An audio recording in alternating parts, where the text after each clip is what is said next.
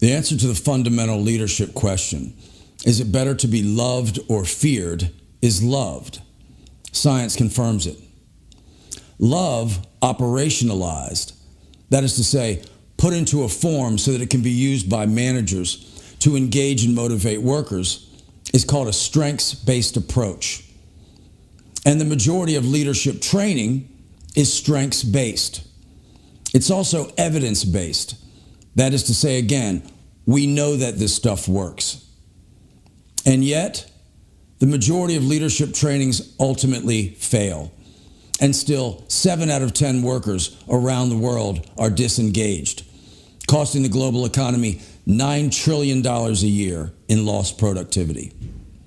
However, when you understand the 2 primary reasons why the trainings fail and what to do about them, you can become a greater leader, you can produce great leaders, and you can fully engage and motivate your workers. As to why the trainings fail, reason number 1. It's estimated that the average participant retains only about 12% of the material, and this just isn't enough. And different managers retain a different 12%. You're essentially dead in the water right there. The second reason why the trainings fail, using a strengths-based method with a disengaged worker feels counterintuitive. It's estimated that the average worker is productive only about 3 out of every 8 hours, that they give about 60% of that 110% they promised when they were hired. Some estimate that the average worker is on social media up to 2 hours a day. And if you're a manager and you have to deal with that, love is about the last thing that you're thinking about bringing to the equation. You think that the right thing to do is to inject fear. And that's what you've been told strong leaders do. They hold people's feet to the fire. And you've seen some positive effect from that. When the manager says, get back to work, most people go back to work and they disengage further over time. So what do we do? First, as it relates to the 12% retainment. You know, we've long known that people only retain a fraction of the material, and yet we keep teaching them all this stuff. Now, it's understandable why management consultants bring so much of the science to the training. It's what we do. For many of us, it's our life's work, and we want to share this information with you. And if we're going to put a big price tag on it, frankly, it's got to land with a thud. But you don't need all that. You don't need to understand the entire science of influence to engage and motivate your workers. And people aren't going to retain it anyway. What you need is a 12% that works. On my website, look under Leadership Methodology. You'll find 5 methods that are very powerful. You can download the PDF for free.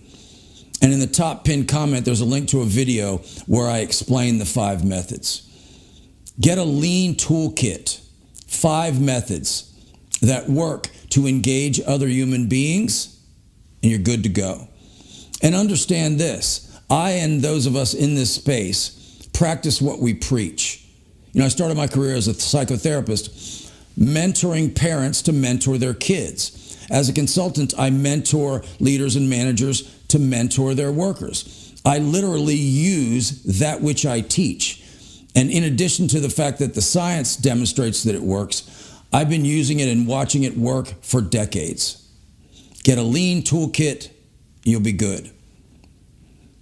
As to the counterintuitive nature of the ask, being asked to use a positive with a negative, being asked to focus on strengths when you're having to address people's weaknesses. First and foremost, and people don't talk about this, understand that it is counterintuitive and that you're going to be faced with the associated emotions. Ideally, you'll do so with a coach. You know, leadership training should not be seen as an event, but as a process. The rollout of a new methodology, a new way of being. You know, it's really central to who we are as human beings to want to reciprocate what we're getting. I mean, that's why strengths-based methods work. If you're positive with a worker, they're more likely to give you positivity in return. But if you're getting negative, you're pulled to respond with negativity. And to implement a strengths-based methodology, you're going to have to learn to override that. And that takes some getting used to. And when you've got a coach who can help you over the course of, say, 3 months, it's going to make a big difference. So we've got 7 out of 10 workers disengaged, costing the global economy $9 trillion a year. It's managers' number one complaint. I just can't get the people to do what I hired them to do. But we have the methods that are proven to work to engage and motivate workers. There's just some challenges in getting them implemented. But when you go in knowing what those challenges are, such that you can mitigate them, and you get some assistance in doing so, you will become a far more effective leader, far more effective at engaging and motivating your workers to produce the results that you want.